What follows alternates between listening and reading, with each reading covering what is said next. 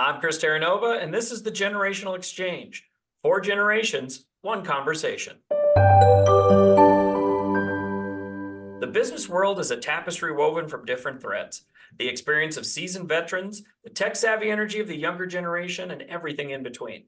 In this podcast, we'll unravel those threads, exploring the unique perspectives from panelists in their 30s, 40s, 50s, and 60s on today's business challenges. By bringing together these unique voices, we hope to spark new ideas, bridge the generation gap, and equip listeners with a well-rounded approach to navigating the ever-evolving business landscape. All right, well, gentlemen, we are on episode 10, if you can believe that. It has been a quick 10 episodes, but very exciting. And unfortunately, we don't have the entire panel here this week. The lovely and talented Mark Russell is away on assignment, but he will be back with us the next time we meet. So for now, you're going to have to suffer through with just the 3 of us. And for those of you listening, we have Rhett Suchu representing someone in their 30s. Welcome, Rhett. Hello. And representing someone in their 40s, as always, is our friend Jeremy Davidson. Good evening, sir. Thanks for having me. Absolutely. And I'm Chris Terranova, and I'm representing someone in their 50s, and we'll have a blank spot without Mark here today, but we will circle the wagons and so soldier on. All right. So last week, we talked about how to ace an interview when you're in the role of being interviewed. I have to say that was one of my favorite episodes because we talked about something that so many of us have gone through or are actually going through. And, as a matter of fact, I want to take a quick moment at the beginning of the podcast to announce that I actually have started a new position as the Chief Services Officer at a company called chapter1.org. And they focus on high impact tutoring for kindergarten through 2nd grade students. I'm so excited to be starting there, but I wanted to mention that. Yay, right? Very exciting. Congratulations. Thank you, guys. I wanted to mention that because I used so many of the tips and tricks that we talked about on last week's episode. I really did feel prepared. I really did feel like I was a interview rock star after going through our suggestions and doing a lot of that. And Jeremy, I know you recently just got hired on in a new position and you went through a bunch of interviews and helped us build out that episode clearly.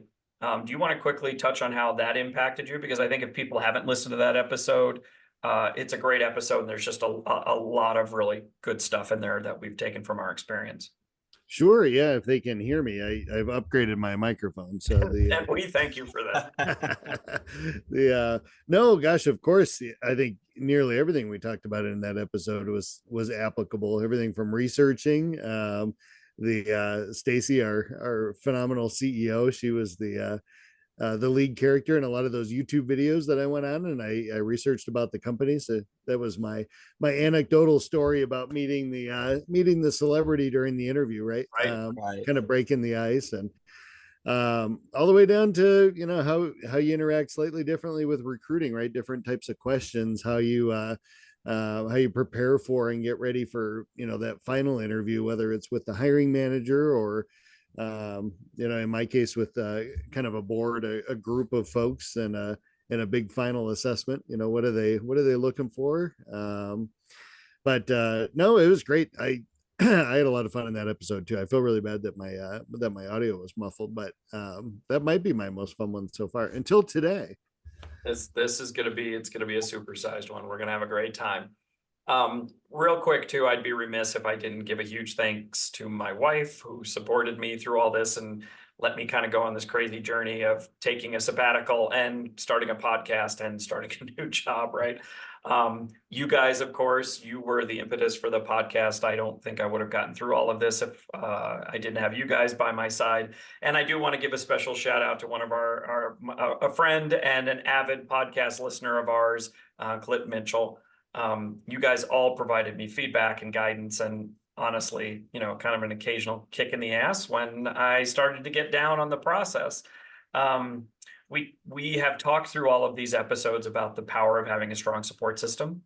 And I have to tell you, mine truly came through for me during this entire process, right? Because I wasn't even looking necessarily for that long, and I don't mean that in an arrogant way, but I do understand how frustrating it can be, right? And having you guys to back me up and support me and all of that, I couldn't have done it without you. So I wanted to thank everybody and thank you guys especially.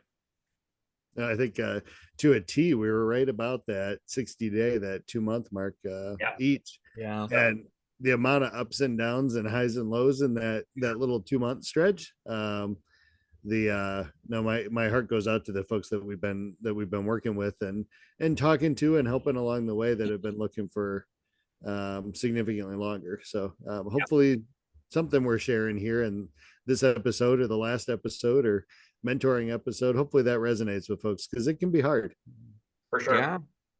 Yeah, and I hope they'll share when they do get that job, right? On our post, below our post. We'd love to celebrate with you guys those wins as well, because we admittedly a bit of this podcast is for us, right? And getting to talk to each other and support each other, but we're also doing this hoping to be able to communicate with you all and give something to you and help you out. So if we are and we can celebrate that with you, we would love to.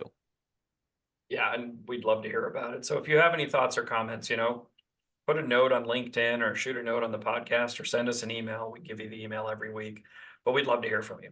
All right. We can shout you out like we shouted out Mr. Clint, who That's is right. phenomenal, by the way. If there happens to be anybody looking for an outstanding technologist and Manager and leader. manager, yep. Yeah, 100%, right? Look him up on LinkedIn. That's right. He's our one viewer. There you go. We're in double digits now. How dare you? Stop that. Listen, we have at least 3. That's right. That's right. I got to talk to him this week, actually. Amazing guy. He is an amazing guy. Yeah. Right. Yeah. Great conversation. All right. You better write me a check after this. Okay. Now that we got all that foolishness out of the way, let's talk about this week's topic. We're kind of doing acing the interview hiring manager edition, right? We wanted to dive in and give you the perspective of what you can do as a hiring manager. You're not looking for a job, you're looking for someone to fill a job. How do you make sure you're getting quality candidates? You're making the most of your time interviewing, you get value from all of those conversations. It can be a real time waster if you don't do it right. And between the 3 of us, and if we threw in Mark, it would be even bigger. But I bet you we've interviewed over 1,000 people in our careers, maybe even more, right? So in all fairness, we know a thing or two about a thing or two when it comes to interviewing and hiring the right people. Mark hired me, so he's a genius. And then I hired these 2, so I'm a genius, right? No. Jeremy hired me. I hired you after Jeremy hired you, so I guess we're all geniuses. Oh, that's true. Yeah, that's true. Yeah. But we do know some things about this. So today, as usual, we're going to give you 5 things you should do as a hiring manager and 3 things not to do as a hiring manager. So with that, let's start the exchange. All right. Let's dive right into it. Here are 5 things that a hiring manager can do to ensure they find quality people to interview for an open position. And as we caveat everything on the show, I'm sure there are a million things and there's a million things that we haven't thought of. These are the things that we've really gone through and know that they work all the time. But if you have other things, throw them in the comments. We'd love to hear from you. All right. The first one is craft a compelling job description. Clarity is really important here. If you can clearly define the position's responsibilities, the skills required, the ideal candidate profile, you're going to find people that fit what you need more effectively. Make sure you're highlighting the company culture. If there's company values or a work environment or unique benefits that are special for that company, you could attract the right kind of talent there. And then the last one, and I'll pause, is make sure you've got action verbs and specifics. Use action verbs to describe the desired skills and provide specific examples of what success looks like in the role. A lot of times, and again, we've gone through this, reading job descriptions, by the time I'm done, sometimes I have no idea what that job is about. It's either it's a word salad or it's so vague, right? I don't know. I have no sense of the company. I'm not even sure what they do sometimes. But guys, based on that, Red, I'm going to throw it to you first. What do you think? Yeah, I mean, I think this is really important both for if you're building a JD that you're going to be using and hiring off of, right? But especially if you're giving it to an HR team that has HR managers that are going through resumes and looking for the key things that you put on there. If you don't make this clear, you can end up getting a lot of candidates that don't fit your JD and are just, using your time and their time for no reason. And then you end up just spending more time interviewing people for the sake of interviewing them. The one of the kind of equivalents of this I kind of think of is if you ask a vague question, you'll probably get a vague answer, right? So there are times that you want to be very specific about what you're looking for, even if what you're looking for is for someone who's very flexible and very good at organizing their time. You should describe that, right? And so I think clarity is definitely big there. Yeah. Jeremy, what do you think? Oh gosh, yeah. The one of the big pet peeves going around LinkedIn right now is the companies that list the position as remote, and then down in the job description areas have, must live in this state, Oh or yeah. in this, 3 days in the office, or flex schedule. Along with that clarity, I think comes transparency, right? Mm, Advertise for what you're looking for. There was a time in my career where I was like, heck yeah, I'll take remote. And there's been times in my career where I was like, if there was an office near me that was hiring, I'd love to go to an office and have that water cooler time and FaceTime. And right. so, advertise for what you're looking for. If you're getting a whole bunch of applicants for, a remote position, folks that want to work remote that are spread out across the country, if that's not what you're looking for, you're not going to hire them anyway. So just put hybrid on your job post. So I think that clarity, we could probably do clarity slash transparency there. Um, Can the I, real quick, can I jump in on the hybrid thing? Yeah, I think that if you're going to use the term hybrid, define what hybrid means. And that was something that I struggled with when I was looking for a job, Mm, because Mm, hybrid to me, after working remote for 15 years, was I went to the office every other week in New York, right? That was hybrid. But does hybrid mean you have to live within 20 miles and go to the office 3 days a week? Or is it you travel once every couple of weeks right. and come visit? Define what hybrid is, right? Because we're all self-interpreting what hybrid is. And a lot of the jobs that I got rejected from were hybrid jobs, but I applied for them anyway because I didn't know what they meant. Right. And so I just throwing that out there, I think that can cause confusion. sure. Yeah. I've got a question for the panel. Yes. And if you're not watching the video, you should watch, because Jeremy has discovered the fun of backgrounds. So he's having a wonderful time this evening. Hey, what can I say? I absolutely love it. Oh God. Now he's If, got hearts. He's got hearts. if, Go on. All Great. right. Get to it, man. I've got my question background. Isn't there? There's an evil villain out there, right? One of the Batmans is I'm the sure. Or question something, marks. I thought. No, in all seriousness, kind of a question to you guys that I was thinking of, because gosh, jumped into the new role, and I've got the opportunity to hire and expand out the team already. So just kind of went through a writing a job description exercise, and I've been noodling on the idea of moving from bullets to a narrative, because I've seen that a couple of times from companies that really lay out in a narrative format company culture, what you're going to be doing, what it takes to be successful, in a move away from bullet points. And I'm just kind of curious, what are you guys' thoughts on that? Chris, what do you think? I think I've been on such a kick of moving from narrative to bullets that Oh, it almost feels counter for me. I started with narratives for Chris, and he said if I sent him another, he'd fire me. So well, I guess we know what Chris thinks then. No, I think it's interesting, because I think one of the things that you use bullets for, to me, is brevity, right? And mm, to Oh, Brett's point, when you're writing a summary for an executive, I want 5 bullet points. If you can't explain it to me in 5 bullet points, I don't have time to read 4 pages.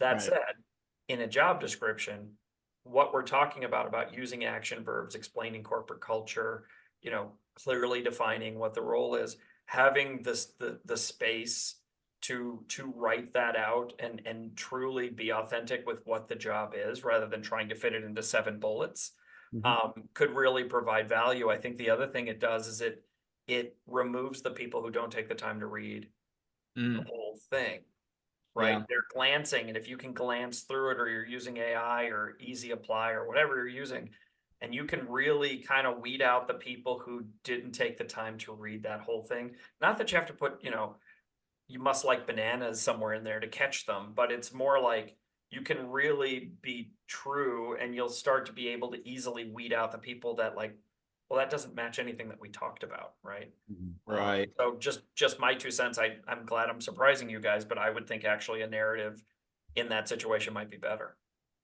No, that's interesting. And so would you, I guess you would take, because I was thinking of it as, let's say you have 5 to 7 bullet points on kind of what the responsibilities are and such. Would you then blend like those 7 bullets into more of a narrative of what it involves rather than like each bullet is its own narrative, right? Yeah, where I was coming from there is most job descriptions, and we call them job descriptions, JDs, right? Yeah. Are really a requirements list. Hmm. Um, and that's where kind of you see those bulleted items. This is what we need.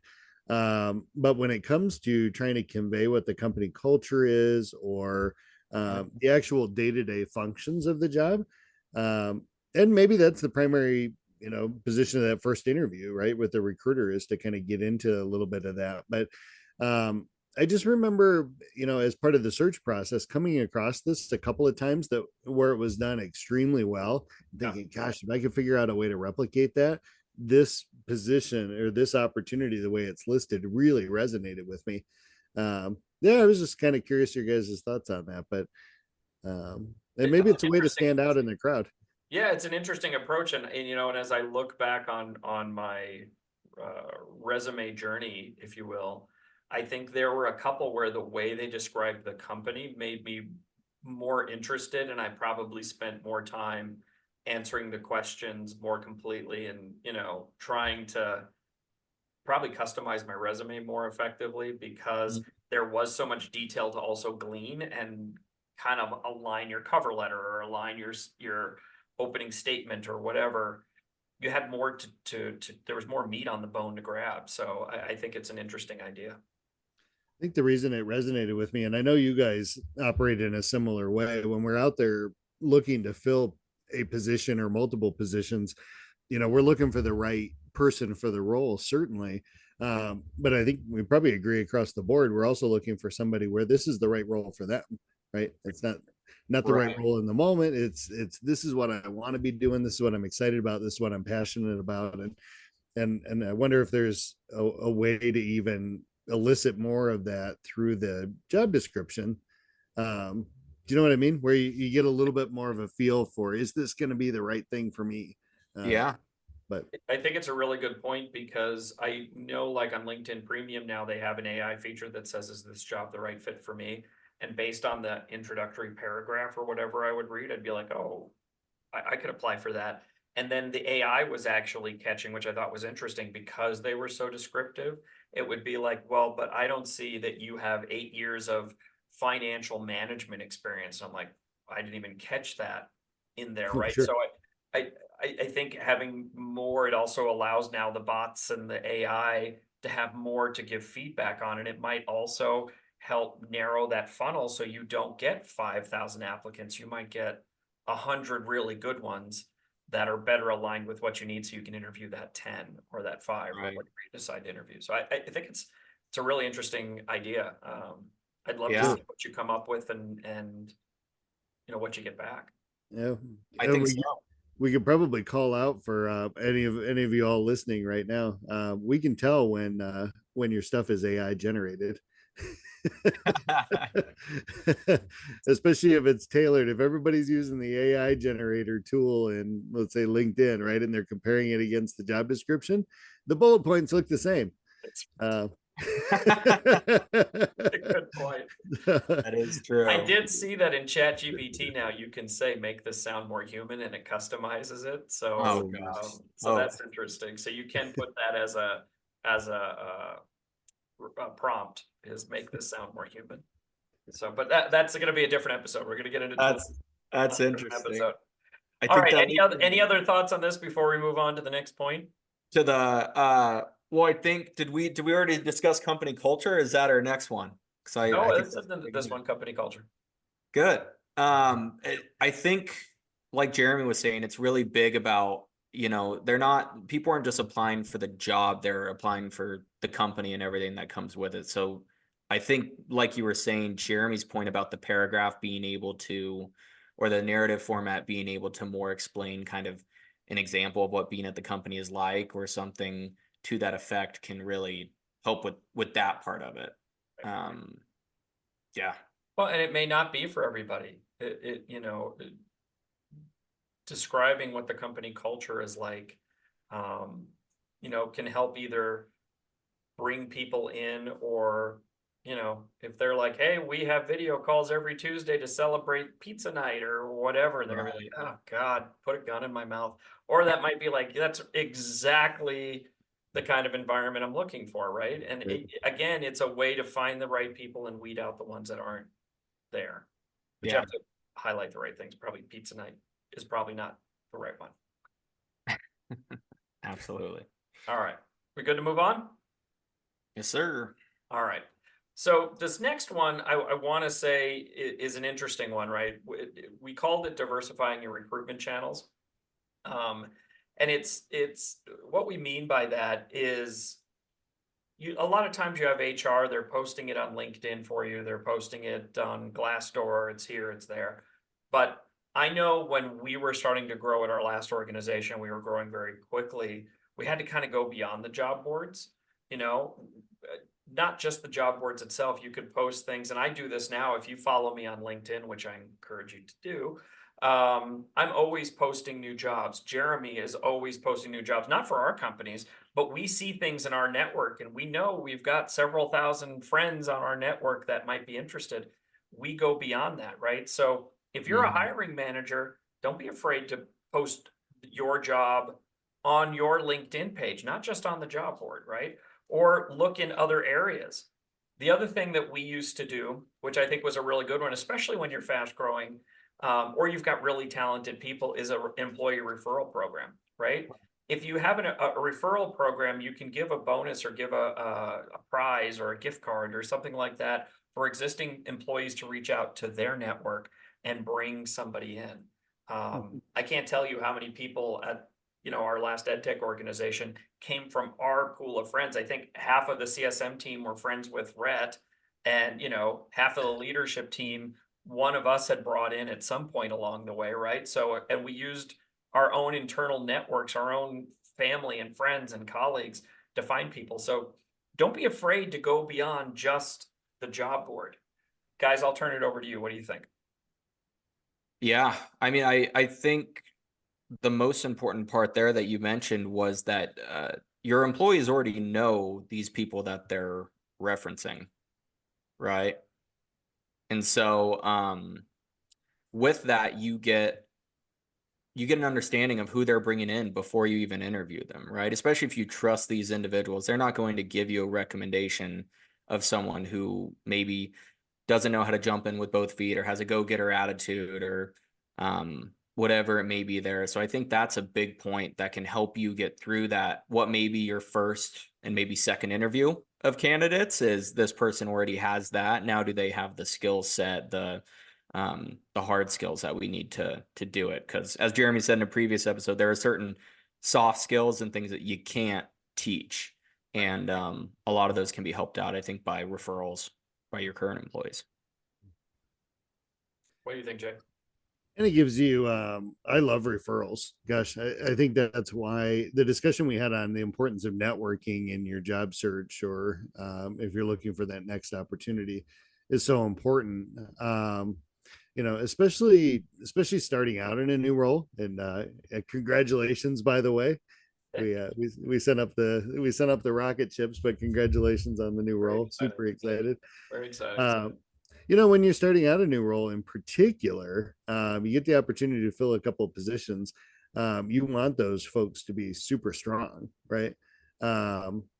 I think there's a tendency to lean towards folks that reach out to folks that but in lieu of that, a referral from an employee, like I've been on the job about 3 weeks now. I've gotten a chance to get to know and well, get to meet and get to know all the folks on my team. And at this point, if I had a referral from them that said this person is going to be a rock star, I'd be willing to stake my reputation on it. I would take that hands down, right? Like it means the world of difference. So just a quick shout out to those folks that are still job searching out there. If you can reach out and make a connection with somebody at a company that's at that peer group level, that colleague level, it makes a big difference. Referrals make a big difference. It does. It helps, it at least gets you through the door a lot of times. It doesn't guarantee you a job, but it does get you in the door, right? And if you are an employee referring somebody, or as a hiring manager, you're setting up the referral program, make sure they understand this is a reputational thing. We're talking to them because you recommended them, right? You want to bring us good quality people, not just, somebody so you can get the $100 or whatever the reward is. And we're not going to hire them anyway. So make sure they're the right candidate, for the environment. I like that one. I think it's again, sometimes taking ownership of the role that you're hiring for. Sure. Well, and I think even the call out there to diversify the recruitment channels can be important, right? Because you're reaching out to a wider audience, broader audience. You're getting the potential for a wider candidate pool full of different perspectives, different experiences, different. They're bringing different things to the table. And that's always a look for when you're adding to your team, right? How do you bring together this diverse group of minds, diverse group of people that's really going to be adding value to those team discussions and to your customers and to your partners, whatever it is that you're doing. So the channel could 100% impact that, the quality of that kind of diversity. Yeah, well, and you're talking about tackling a problem from multiple different angles, right? Which I think we had a really good management group that tackled a problem from 5 different angles. And so by the end of it, you had a solid answer that was the most probably the best way to proceed, which I think fits that point as far as like when you're talking about diverse backgrounds and ways of thinking. Like there are many ways you can get to that point, but how do you build the best and strongest team that'll tackle the problem from multiple different angles? I think that's right. Okay, you guys ready to move on? Because I know this one's going to be a meaty one for us, right? I'm gonna talk to it quickly, and then I know you guys have been kind of previewing this for the last couple of weeks, so I'm excited for you guys to get into it. But the third one's develop a structured interview process. I think this is really important, and Jeremy and Rhett came up with a really cool process that I'm going to let them share. But in general, what that means is define interview stages, right? Have different stages of the interview with specific goals, like the initial screening, and then a skills assessment, and then a cultural fit evaluation. Standardize the questions, right? When I started interviewing a long time ago, I would ask everybody a different set of questions, and I was great. But what we did was we kind of created a rubric, and our friend Mark Russell would tell you, and I think he mentioned this on the last call, that he would give people extra points if they answered a question with a question. That was because we had standardized questions so that really anybody could step in and ask the question, but then you could also score them on a rubric. And that way you were being consistent with your answers. And that was something that was relatively new to me, probably in the last 5 or 7 years, was building a rubric out against a standard list of questions. That standardization really helps you evaluate fairly. And then I think this one's really important too, is involving a diverse group of interviewers, right? If you include different interviewers from different backgrounds and expertise, you get different perspectives on the candidate. And what we mean by that is, have the people adjacent to that role on another team that will be interacting with that role. What's their feedback on that person, right? Do they work there? I'm going to give one quick example, and then I'm going to turn it over to you guys. When I interviewed at the last EdTech company that I worked at, no exaggeration, I went through 17 interviews remotely, and then I got flown to New York and spent the entire day with, I think, the entire leadership team, from the president on down, I met with every single person I was going to interact with. And when I kind of joked about it, they said, listen, Jeremy said this earlier, we need to make sure you fit us, not just we fit you. Like this, you're sitting at our table. We need to make sure you fit. And it was an arduous process, but I knew by the end of that, I wanted to work there too. After, the 10th interview, if it wasn't right, I would have pulled my ripcord and parachuted out. But, I thought it was an interesting process.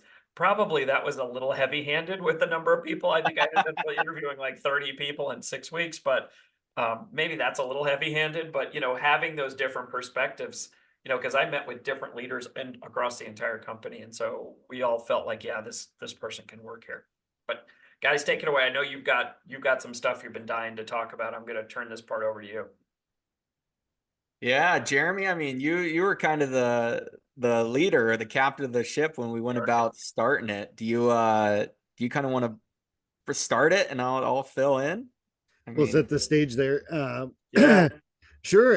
And we had a solid external candidate review process at that point, right? We kind of right. gone through and it may be worth pointing out here is if you're working to develop or improve on your interview process, I would encourage everybody to take time into consideration there. Mm, Uh, you know, and I think you can layer that depending on the level of the role, entry level, mid career, executive, senior leadership level, right? It's probably appropriate to have different different expectations at different levels. But I think it's worth calling out that if you're doing 7 interviews over a 2 or 3 month period of time for an individual contributor level, position, mhm. I think it's worth reevaluating what your goals are and what you're hoping to achieve with that. Because and I don't think it sets the candidate up for success either, right? You're coming on board with a company that took 2 or 3 months to decide if you're the right person for the job. I know I'd be super excited going into a position like that. Well, boy, I'm glad they landed on me after. Um, so I think that's worth calling out. If you're going through, if you're looking at your process, if you're evaluating it, what's the timeline? I think that that's a consideration worth pulling out there. But no, what we wanted to chat about was this kind of, we had to re-envision a process for an internal position. Mhm. Um, so we had, I guess to kind of set the stage, we had multiple regions. Each region had a manager. This was for a customer success implementation team. Mhm. Um, and a phenomenal group of individual contributors in each region, everyone from associate level to mid implementation manager to senior. We had a couple folks in lead positions that were taking on daily tactical operations and mentoring. Right. uh, just a great group of folks, and we had the opportunity to hire a manager for that, for a region. um, and what we decided, we had such an unbelievable talented internal pool that we were going to open it up internally. So we set the stage and we said, hey, we're opening this up internally. Yep. We encourage you to apply, even if you don't think you're ready for it. If you think this is an opportunity you would want now or at Mhm. some point in the future, apply for it. At a bare minimum, we give you practice, right? You get to Yep. go through some interviews. So we encourage everybody, and I want to say we had maybe 24, 25 people Yeah. in our department at that point. Um, so we kicked that out. We said, if you're interested in applying, um, we encourage you to do that. And then Red, I'll turn it over to you and let you kind of explain. Okay, so what that applying process end up looking like? Yeah. Yeah. So I mean, I think the first thing to note, which was great, which I think you should look for if you're doing this type of thing, is we opened it up to everyone and just about everyone signed up for it. So like, and to be fair, that's something you should consider, right? If you have a team of 500 people, don't necessarily offer it to 500 people unless you're ready to do that. Cause then there's a lot of things to think through. And that's why this is interesting, is because if you're going to open it up to everyone, but then all of a sudden it's too many people, and then you consider not interviewing everyone, well, now you've set a bad expectation from the beginning, or you decide to interview them differently, or anything like that. And so we did think about it a lot as an internal team before we opened it up, as far as, hey, how much time is this going to take us as a team, right? And is that lemon worth the squeeze as far as this role? And so before we jumped in and opened this can of worms, I will say we looked at that position, and although it was a manager of a region, I mean, in that position, you dealt with the head of sales in the region, you dealt with DPMs, you dealt with your IPM team, you dealt with other executives. And so it was, and you were part of a group of, it would have been 5 once you were joined, that essentially onboarded every customer at the company. So it was really important that you were a good candidate, right? So just to note, we didn't do it lightheartedly. So think that through. But from there, what we went about is doing a lot of these steps of, okay, what are our interview steps going to be, right? What are these stages? Okay. And so what we did was we came up with a 2-stage system of both a written and a kind of speaking type interview, right? And so we had a written portion in which we gave a set of questions to everyone, and you had a set amount of time. I think it was like till a Friday at 5 p.m. Eastern or something to get these questions done, essentially, right?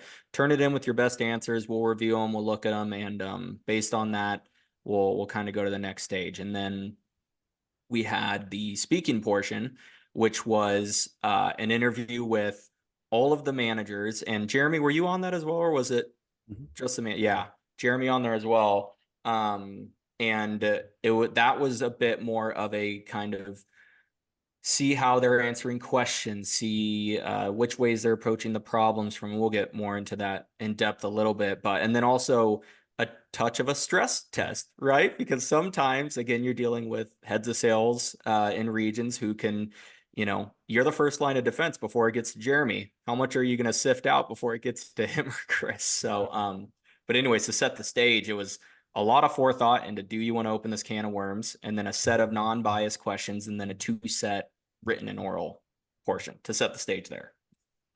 And there was a rubric for both, right? So Yes. as folks did their written, and I want to say we might have even masked the name of the person as we were kind of evaluating and I think we scoring. did. We collected that back up. And we were super transparent with the team on what we were doing too. Here's the questions. Here's how we're going to score them. Here's what we're doing during the hour-long panel interview. Here's how we're going to score it. And we kept the team informed along the way. And I think, to Rhett's point, our biggest concern with the whole process was culturally, how do we not disrupt the dynamic of the team? Mm-hmm. Because now we've set ourselves up for 20 people that want a promotion, and one of them is going to get it, and 19 of them are going to not get it. And we don't want to disrupt the dynamic of the group, right? And I think the way what we landed on is the best way to do that was to be super candid, super transparent, keep everybody posted along the way of the process. And then as we wrapped up, we met with each of them individually and provided feedback. Here's how you did on your written. Here's how you did on your oral. Here's some areas for improvement. It was incredibly interesting. Rhett laughs about the stress test because he got to be the one with the nuclear question that stressed everybody out. Oh gosh, Yeah. But we had in our minds that there were a couple of senior level candidates that were going to be awesome in the role, and how are we going to decide between them? And we had a candidate that was a relatively new hire, incredibly smart, came to us from DC politics, and had her master's degree already, not a lot of professional experience. And she tossed her name in the hat, being an employee. I think she'd been there like 6 months. Yep. And as we went through the process, she blew everybody out of the water, on the written.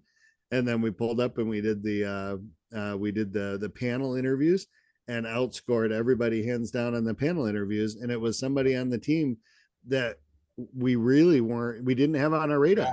Yeah. It was a phenomenal process. Did I do a spoiler alert there, Rhett? No. You did just fine. It was, but yeah. And so, what that said to us though, when we got to, and it looks like Chris has questions about us / is questioning what we did without telling him, but I I think the best part about this, right, and this is why it's super important this episode to think about how you're building your interview and your questions and everything is by the end of that process, it was bar none this candidate. There were no questions to be asked. Like in our group of 4 managers who we all had biases, right? We all had employees in the group who were like, oh, this person would be a really good manager when we were starting that. Even if you're trying to be as fair as possible, you're going to have some of those biases because you've worked with people more in certain regions. But by the end of that, you really couldn't rebuttal a full written interview, a full panel interview, all of the answers. Hey, is this person answering a question fully and answering it from a different angle? What are they going to add to this group of 4 that we already have? I mean, I was really proud, even though it did take a lot of time, I was really proud of the result. Well, And you're right, it took the bias out that you had somebody on your team that applied that would have been phenomenal. And the regional manager in the east had somebody on his team that Yep. would have been phenomenal, and the regional manager in the south had somebody on her team that, you know what I mean. It set the stage such that folks weren't necessarily pulling for, this is my person, that's my person. Mhm. Okay, sorry, Chris, I cut you off. Yeah. no, no, not at all. I think the point I was gonna make was if I remember correctly, I think you came to me with that decision and I questioned it and you pulled out your rubric and your scoring and there was no room for me to argue the point and was like, go for it. But I think what you stated was right too, is that this is a time investment, right? And what you guys are talking about is a process that was taking an internal team and looking for a promotion because we knew we had the talent pool within the team. But I think this translates to outside the company as well, right? It Sure. works just as Right. well for if you were mixing in outside candidates. We've all been part of Jeremy, I think you and I finished twice in a couple of pools where we were the person outside the company that they were comparing to the inside person, right? Just to see if there's anybody else better out there. This type of thing though fits whether you're doing an internal hire or an external hire, having that rubric, having those stages, having the diversity of voices to give you an objective perspective. You did get the right person, and she was dynamic. She was an amazing employee, Yeah. and continued to grow, and I think is still continuing to grow, from what I understand. Right, so Yeah. I think that took some out from where we were at the time. There wasn't anything like a podcast like this that could help us with that. You guys kind of came up with that, but it is interesting that what you did really does fit into a nice tidy package of, if you do these things, good things come out the other side, right? Yeah. So kind of being thoughtful that we've got other items on the list. Do you guys have anything else you want to add to that, or wrap it up before we move forward? No, I think yeah, she did. She was the best candidate, by the way. Did amazing. Region great. Still doing well, like you said, as far as all of us know. And the one other point I'll make there is the people who definitely weren't even competing really. I mean, they got so much feedback on how to be able to ace that interview when they got to that level that you won't get in a normal interview. You'll just usually get you're not the best fit for the role. It's okay. Well, we like Jeremy said, we went through everyone. We said, well, you didn't address team size here, budget, timeline, or this. And they were like, oh, okay. We didn't do it in a mean way, right? Because we didn't have to open it up to them. But anyways, yeah, we both liked it. Well, and I think if it's okay just to move forward, what you just talked about ties into the next one, is focus on that candidate experience, right? Mm. What you guys did was focused on the entire candidate pool, right? When you're talking about focusing on the candidate experience, you want to make sure you're providing clear communication. Maintain clear communication throughout that interview process. Keep the candidates informed about whether there is a next step, what happens next. Be thoughtful about that. A lot of us have put out resumes and either got nothing, or you get some form letter crap. And I get everybody only has a certain amount of time, but be thinking about the person on the other end of that email, or the lack of communication that you're not providing. Yeah. Be respectful and timely, right? Treat all the applicants with respect. You guys talked about that. You treated everybody fairly, you treated everybody equally, you communicated clearly with them. Even if they haven't been selected, there were 2 companies out of the 150 that I applied to that their rejection letter was so good, I wrote them a thank you for their rejection because it felt sincere. It Mhm. felt like they actually stopped to take a look at it wasn't false. It really felt like, and again, I put that company on a list somewhere. Like if they ever have an open position again, that's the kind of company I want to work for because they took the time to be thoughtful, Right. you know? And then the last thing is provide a positive candidate experience, right? It reflects well on you. It reflects well on the company. You'll get stronger candidates if you do that. You know, people want to know that how you're treating them through the interview process is an insight into how they're going to be treated as employees. You know, if you're dismissive or you say it's a 30-minute interview and it's 10, right? What are you saying to that employee or that potential employee, even if it was a positive experience? Guys, what do you think about that one? Oh, sure. Gosh, I had an interview I was super excited about. I had coordinated with the CEO through LinkedIn. She set me up with an interview as an ed tech company. I think out of Texas, had set me up with an interview with their um, CFO or CTO is the first interview. He showed up 10 minutes late, didn't look at the camera at all for the remaining 15 minutes that we had because it was a 25-minute interview. Was obviously doing Slack or email, had something going on. You know, as I was talking, he was looking over here and typing, and I don't know if I would have been in the running or not, but when I got done, I pulled myself out of that candidate pool.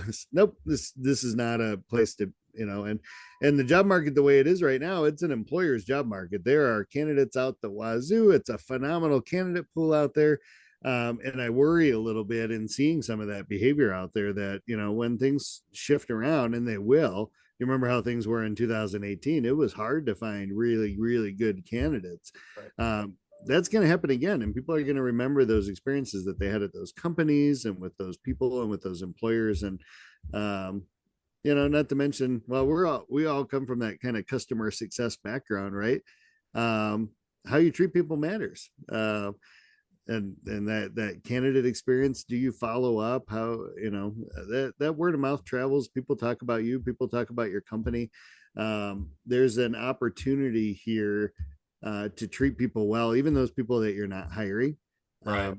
And to Chris's point, send them away with a good taste in their mouth and well wishes. And, you know, Yeah. hey, if something else opens up here, please come back and see us. Um, Yeah. I think the important part there is, like you're saying, Jeremy, is I think it's, think about quality over quantity sometimes, right? If you're going to do a bunch of interviews to really get through a big portion of people, keep them 15 minutes, make sure you know what you're exiting people on, and maybe even tell them at the end of the interview, right? Like bad news does not age well. And, you'd be, you know, being nice to them in a way, right? If you're just like, hey, this isn't the best position role for you, but keep applying to the other ones. Like, we really like certain aspects of your resume. It's just not the best fit for this position. Go ahead, Jeremy. You got questions? Jeremy has I've a got a question. question. I'm going to toss a question out to you guys. So, do you follow up with, and if so, at what point, candidates that you don't hire directly, or do you allow that communication to go through the HR departments? I think it's a fair question. In my memory, especially when we were working together at the last ed tech place, I don't think we were allowed to reach out to them. I think that had to go through HR. Yeah. They wanted to kind of keep that separate. Um, you know, I did have someone reach out to me on LinkedIn recently that had interviewed with me. We had a very good conversation. They ended up not being hired, but they stayed connected with me. Right. And had a question about a different role somewhere else. And I thought that was interesting. So again, treating somebody with respect could pay dividends. And I'm going to bring up the point that I've made in the past that the toes you step on today could be attached to the butt you kiss in the future, because you never know. That person gets a senior role and you get laid off or you quit. You never know, especially in an industry like ed tech. It ain't that big. And there's a lot of us that all know each other, you know. I mean, my new boss worked at both Pearson and Amplify 5 years before I did. We knew a lot of the same people, right? So reputationally, it was good that I, you know, had a decent reputation along the way. Oh, I'm still holding out hope Rhett's gonna employ us both well into our retirement years at some point, right? Oh, yeah, I will. I'm gonna be his caddy. Right. Listen, I'll make sure you both have the best tapioca possible. All right. Aw, he's a giver. All right, anything on that one, Rhett, before we move on? No, sir. You nailed All it. right.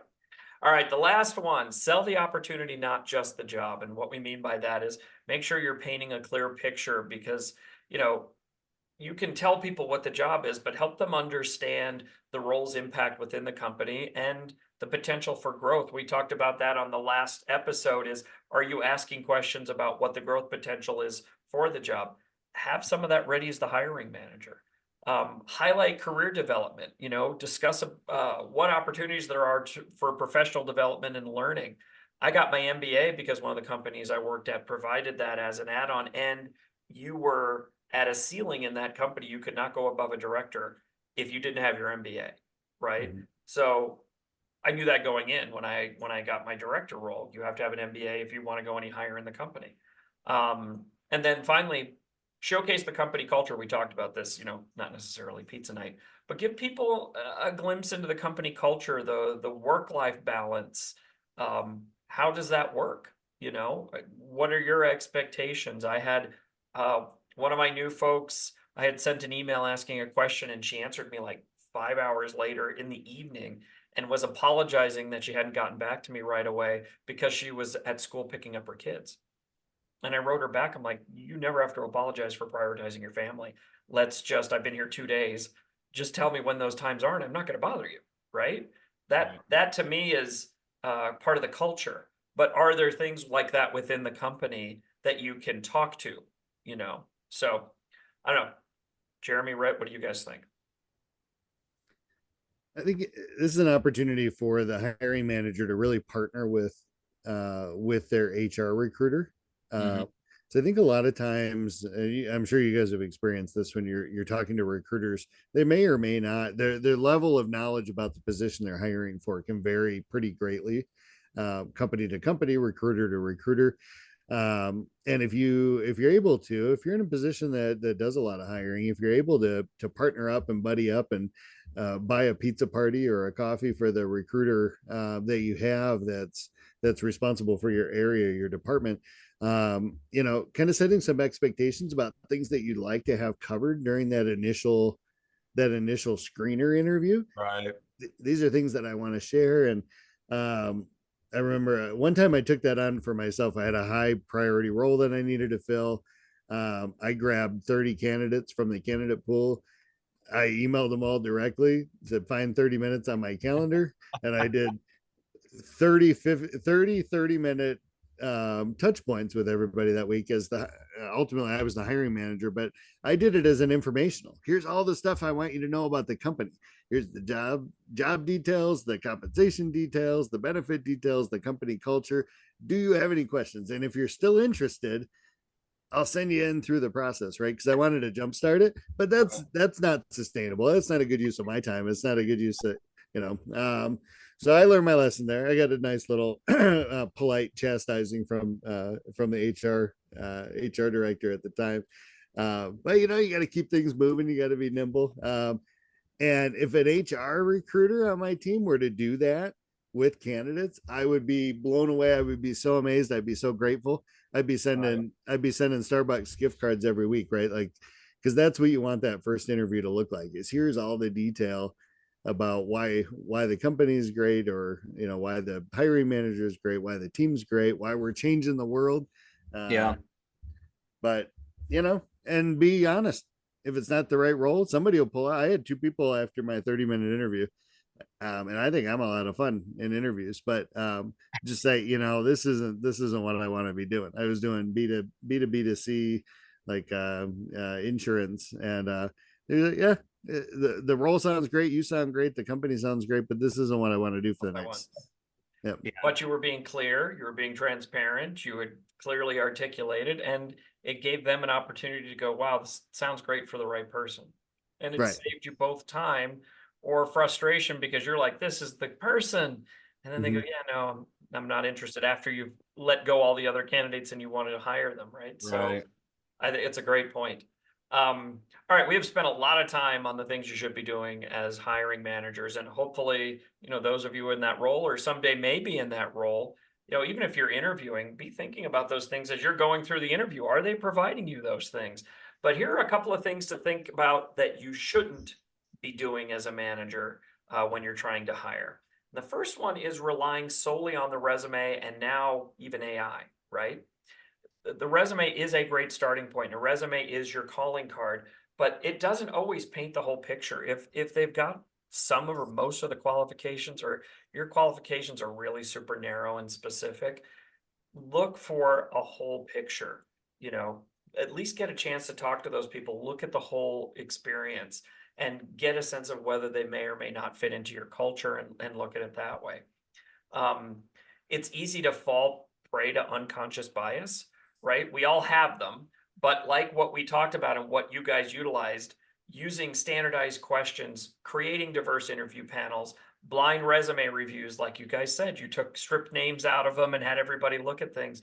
It does tend to minimize those unconscious biases. Doesn't mean you're deliberately trying to avoid something, but we all have them.